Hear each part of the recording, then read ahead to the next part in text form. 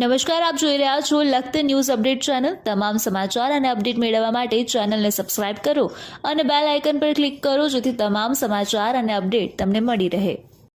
લખતર ગજાનન ચોકમાં યોજાયેલ ભાગવત કથામાં વેદવ્યાસ દ્વારા વર્ણવવામાં આવેલ ભગવાનના લગ્નનું આયોજન કરવામાં આવ્યું। લખતર ગામની વટલીફળી તરીકે ઓળખાતા વિસ્તારમાંથી ભગવાનની જાન નીકળી અને કથા સ્થળે પહોંચી।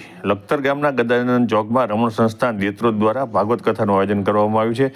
વેદવ્યાસ દ્વારા 4 વેદ 18 પુરાણ અનેક ઉપનિષદનું નિર્માણ કર્યા પછી મનુષ્ય જાત માટે સરળ ભાષામાં સમજણ પડે તે માટે થઈ ભાગવત ગ્રંથનું નિર્માણ કરવામાં આવ્યું છે। ભાગવત કથામાં કર્મનું ફળ કેવી રીતે મળે તે માટે રાજા પરીક્ષિત અને તક્ષક નાગ દેવતાને કેન્દ્રમાં રાખી ભાગવત કથાનું આયોજન કરવામાં આવ્યું છે।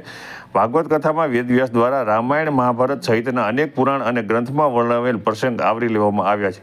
વેદવ્યાસ દ્વારા નિર્માણ કરવામાં આવેલ ભાગવત ગ્રંથ વાંચવાથી અથવા વિદ્વાન કથાકાર દ્વારા ભાગવત કથાનું આયોજન કરેલું હોય અને તેનું શ્રવણ કરવાથી મનુષ્યજાત અને તેમના વડવાઓને પણ દોષમાંથી મુક્તિ મળે છે।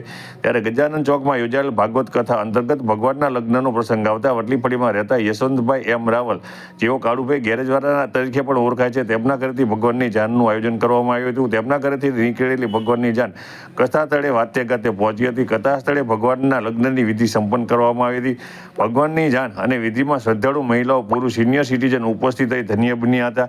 ત્યારે મોટી સંખ્યાની અંદર જે લખતર ગામના શ્રદ્ધાળુ ભક્તજનો છે તે આ ગજાનન ચોકની અંદર કથા શ્રવણ કરવા માટે આવી રહ્યા છે અને તેઓ ભાવપૂર્વક ભક્તિપૂર્વક કથા શ્રવણ કરી રહ્યા છે।